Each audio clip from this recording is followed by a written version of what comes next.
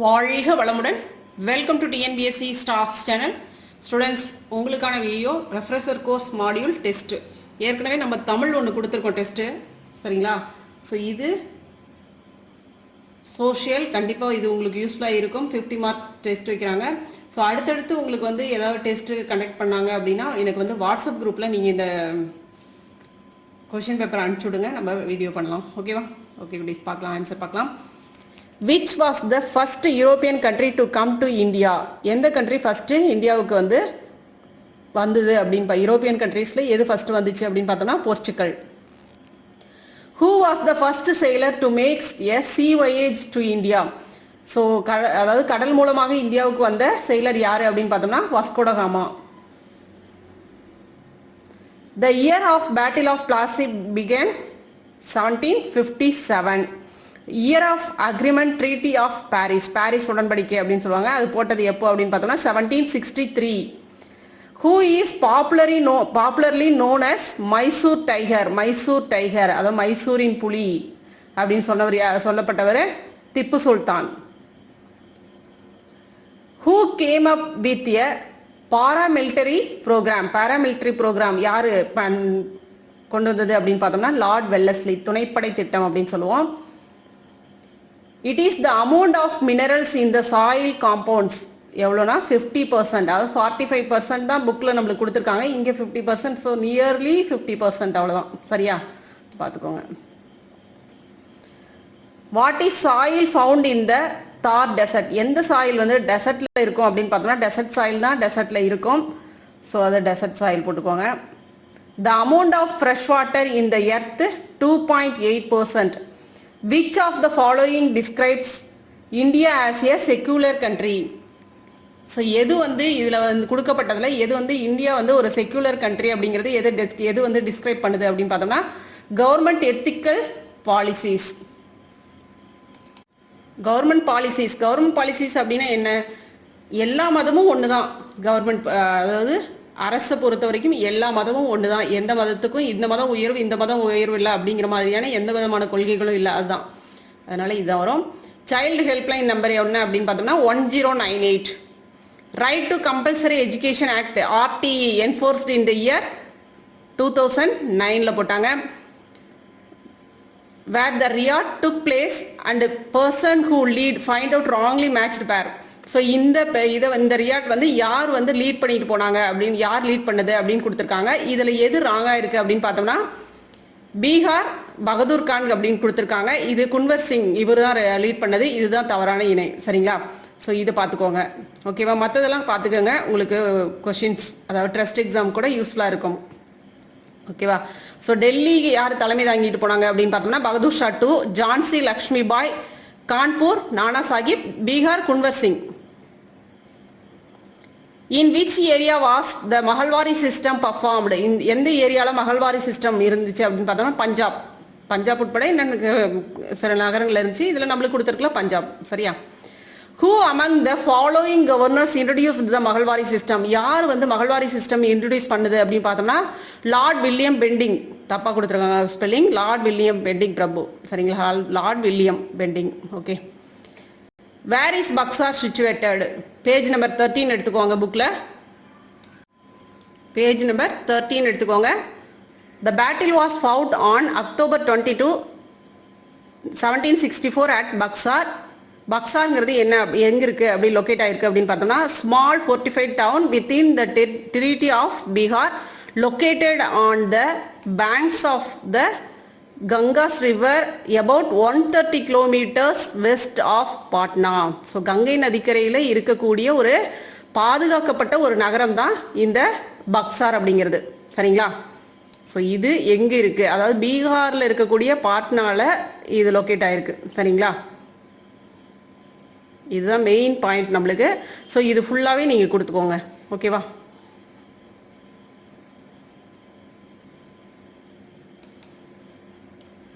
Next, what was the agreement of the Allahabad treaty? அதுவும் page number 13 தான் இருக்கு. Allahabad treaty on 20th February 1765 by which the Nawab had to disband most most of his army and to administrator Bengal through a deputy subedar nominated by the company. என்ன சொல்றாங்க அப்படின்னு பாத்தீங்கன்னா, இந்த Allahabad treaty மூலமா இந்த ராணுவத்தினுடைய பெரும்பகுதியை நவாப் வந்து கலைச்சிடணும். அதாவது ராணுவம் பெரிய பலமா இருந்துச்சு, அதை வந்து கலைச்சிடணும். அதுக்கப்புறம் வந்து அதாவது இந்த பிரிட்டிஷ் ஒரு ராணுவம் வச்சிருப்பாங்களே பெங்காலில் இருக்கக்கூடிய அந்த ராணுவம், அதுதான் வந்து இனிமே வந்து இதை இவங்களோட இதை எல்லாத்தையும் நிர்ணயிக்கும், எல்லாத்தையும் பார்த்துக்கும் அப்படின்னு சொல்லி ஒரு அக்ரிமெண்ட் போட்டாங்க ட்ரீட்டி இந்த இதில். சரிங்களா, இதுதான் அலகாபாத் ட்ரீட்டி. ஓகே,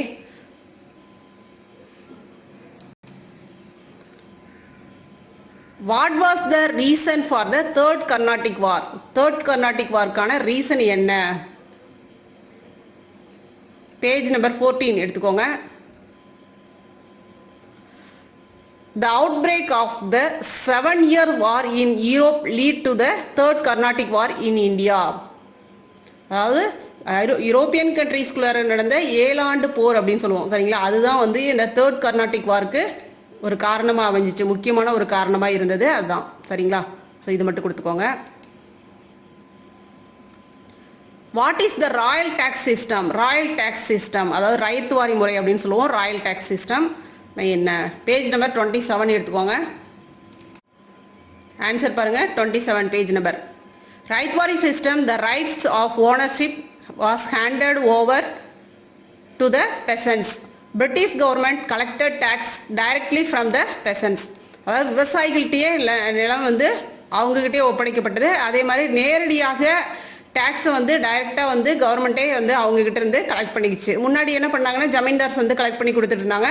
பட் இப்போ என்ன பண்ணாங்க, ரைட் வாரி இந்த இதில் பார்த்தோம்னா இவங்களே கலெக்ட் பண்ணிக்கிட்டாங்க, நேரடியாக கவர்மெண்ட்டே வந்து கலெக்ட் பண்ணிச்சு. ஓகே, இதுதான் இதுலேருந்து அது வரைக்கும் கொடுத்துருங்க. அடுத்தது identify and chart the areas where erosion occurs. இது நம்மளுக்கு வந்து ஏற்கனவே நம்மளுக்கு கொடுத்தது தான். இது எப்படி கொடுத்துருந்தாங்க அப்படின்னா ஒரு டயக்ராம் மாதிரி போட்டு காட்டுங்க அப்படின்னு சொல்லிட்டு நம்மளுக்கு வந்து அசைன்மெண்ட்டில் இந்த இது கொடுத்துருந்தாங்க இல்லையா. ஸோ அதே தான் இங்கே நம்ம இந்த மாதிரி எழுதுகிறோம், பாயிண்ட் அவுட் பண்ணி காட்டுறோம் எந்தெந்த இடங்களில் எந்த எரோஷன் இருக்குது, என்னென்ன எரோஷன் இருக்குது அப்படின்னு சொல்லிட்டு. இது இப்படியே ஃபுல்லாக பண்ணிக்கோங்க, இது வரைக்கும் கொடுத்துருங்க. Soil erosion reduces the fertility of soil which in turn reduces the agriculture productivity. Running water and wind are the major agents of soil erosion. Sheet erosion, rill erosion and gill erosion are the major types of the soil erosion. சரிங்களா, அங்கே erosion கொடுத்துருக்காங்க, எல்லாமே இதில் soil தான். ஓகேவா, so விண்டு மூலமாக வர்றதும் erosion தான். எல்லாமே எதை மைண்ட் பண்ணி வருங்க, சாயில் தான் மைண்ட் பண்ணி வரும். சரியா, அதனால இதுதான் ஆன்சர் நம்மளுக்கு. How does it rain? Page number 107 எடுத்துக்கோங்க. 107ல பாருங்க, இந்த பாயிண்ட் அப்படியே கொடுத்துருங்க. The most common kind of precipitation is rain. The precipitation in the form of water droplets is called rain சொல்லுவோம். The precipitation in which the size of raindrops are 0.5 அதாவது 0.5 mm in diameter is known as drizzle. இதுக்கு 0.5 mm அதிகமாக இருக்கும்போது இதை drizzle அப்படிமோ. And the rain drops with 0.5 ஸ்மாலாக இருந்துச்சு in diameter is known as rain.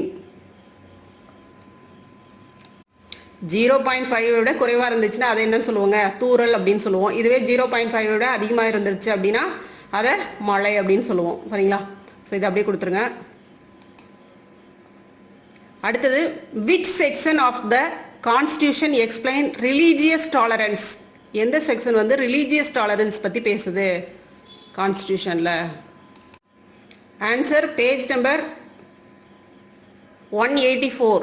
Page number 184ல பாருங்க, article 15. சரிங்களா, article 15 தான் இந்த ரிலீஜியஸ் டாலரன்ஸ் பற்றி பேசுது. Prohibition of discrimination on grounds of religion, caste, sex or place of birth etc. அதாவது மதம், ஜாதி, மதம், இனம், பிறப்பு, ஆண் பெண் பாகுபாடு, இந்த மாதிரி எந்த இடத்துல பிறந்த அந்த மாதிரி எந்த ஒரு இது அந்த மாதிரியான இதெல்லாம் இருக்கக்கூடாது அப்படின்னு சொல்லி பேசுறது தான் ஆர்டிகல் 15. சரிங்களா? இந்த மாதிரி இருக்கக்கூடாது அப்படின்னு சொல்லுது. அப்படி இருந்தா அது சட்டப்படி குற்றம் அப்படிங்குது. இது அப்படியே ஆன்சர் கொடுத்துக்கோங்க. What is the full form of NRI? Full form of NRI அப்படின்னா என்னதுங்க? பேஜ் நம்பர் 179 பாருங்க. ஃபுல் ஃபார்ம் மட்டும் எழுதி அது கீழே எழுதினாலும் ஓகே தான். இது எழுதிக்கோங்க. சரிங்களா? நான் ரெசிடென்ட் இந்தியன். சரிங்களா? ஃபுல் ஃபார்ம் என்ன? நான் ரெசிடென்ட் இந்தியன். என்ஆர்ஐனா நான் ரெசிடென்ட், இந்தியாவில் குடியுரிமை இல்லாதவர்கள், அதான் NRI. An Indian citizen who is residing outside India and holds an Indian passport. Okay. Next பாருங்க, list out the causes for the 1857 revolution. Page number 43 பாருங்க. அப்படியே காசஸ் நம்மளுக்கு கொடுத்துருக்காங்க. இது வந்து நம்மளுக்கு என்னன்னா 2 மார்க் கொஸ்டின்ல கொடுத்துட்டாங்க. சரிங்களா? ஷார்ட் ஆன்சர் தான் கொடுத்துருக்காங்க. List out the causes for the 1857 revolution. இதில் ஒரு 4 பாயிண்ட் மட்டும் நீங்கள் கொடுத்தீங்கனாலே போதுமானது தான். சரிங்களா? 2 கொடுத்தாலே போதும். நம்ம எக்ஸ்ட்ரா ஒரு 2 கொடுத்துக்கலாம். சரியா? ஸோ அதனால கம்மியாக கொடுத்தாவே போதும். இருக்கிற பாயிண்ட்ஸ் பாருங்க. ஓகே. லேக் ஆஃப் ஆர்கனைசேஷன் ஃபெயிலியருக்கான காசஸ் என்னென்ன? ஓகேவா? Lack of organisation, discipline, common plan of action, centralised leadership, modern weapons and techniques. Okay, இது ஒரு பாயிண்ட் கொடுத்துக்கலாம். அடுத்தது non participation of Bengal, Bombay, Madras, western Punjab and ராஜ்புத்னா.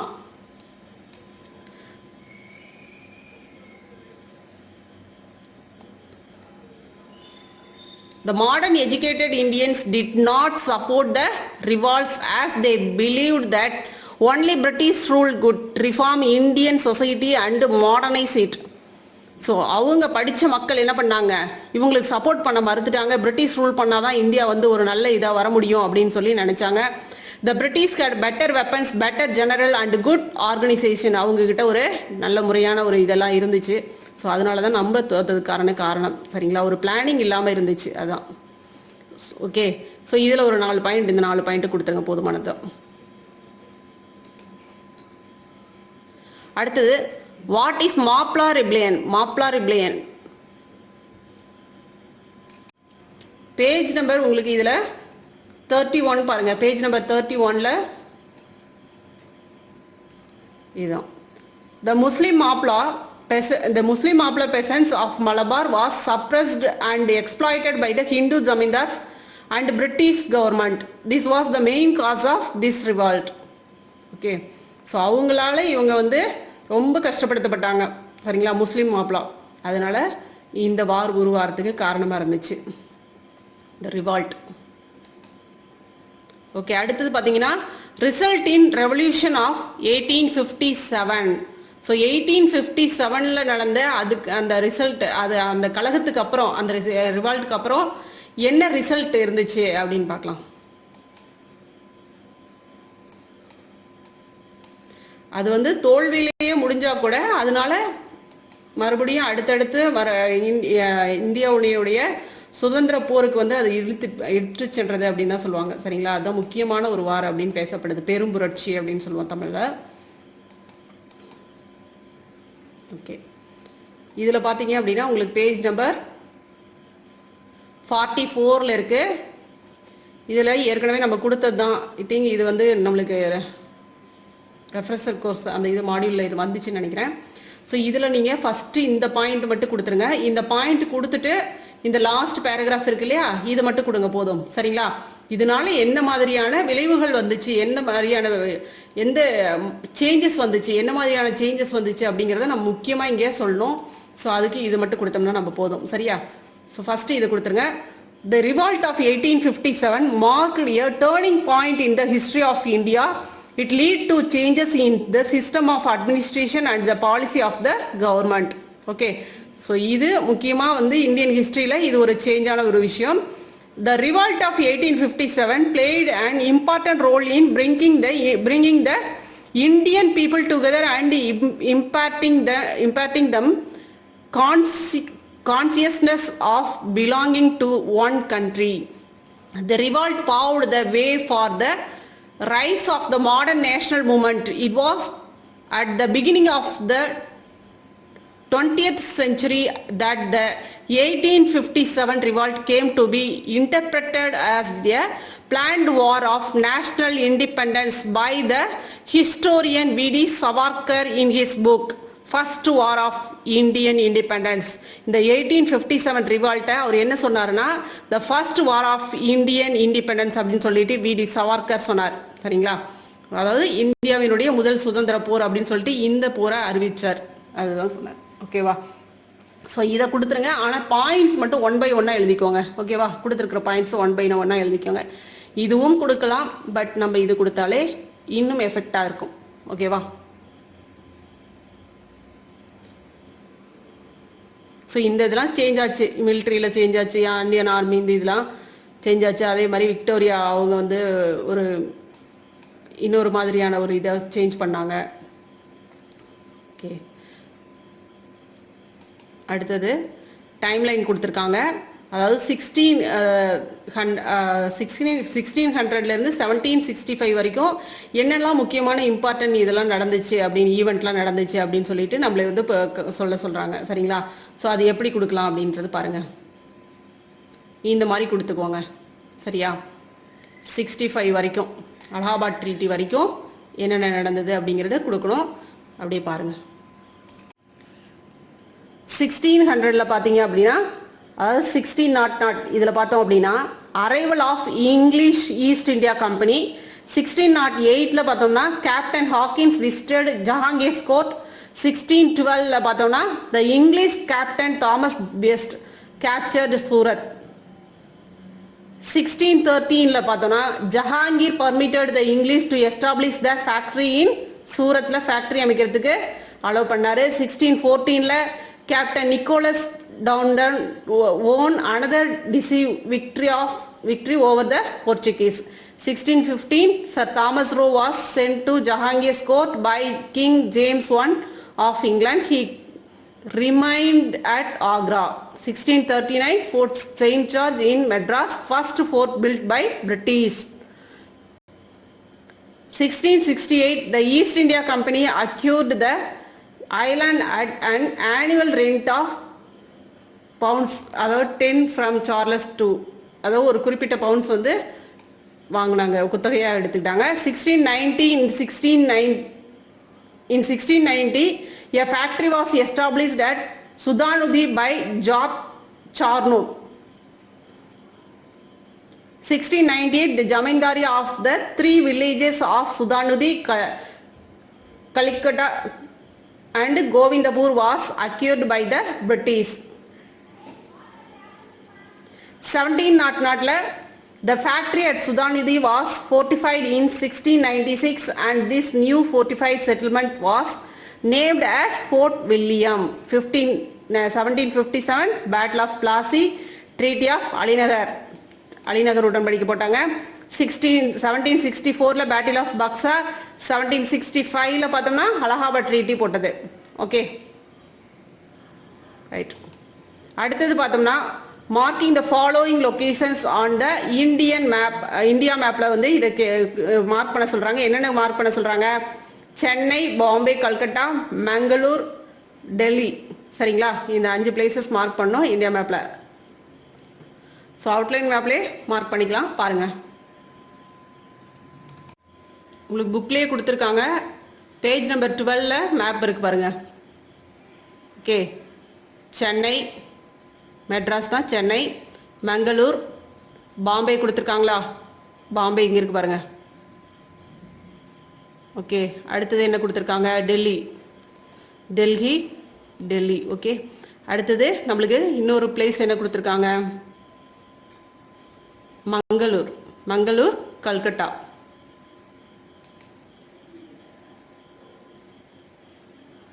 Mangalore இங்கே இருக்குது பாருங்கள். கல்கட்டா இங்கே வரும். ஓகேங்களா? இதுதான் கல்கட்டா. ஓகேவா? பார்த்துக்கோங்க. ரைட்.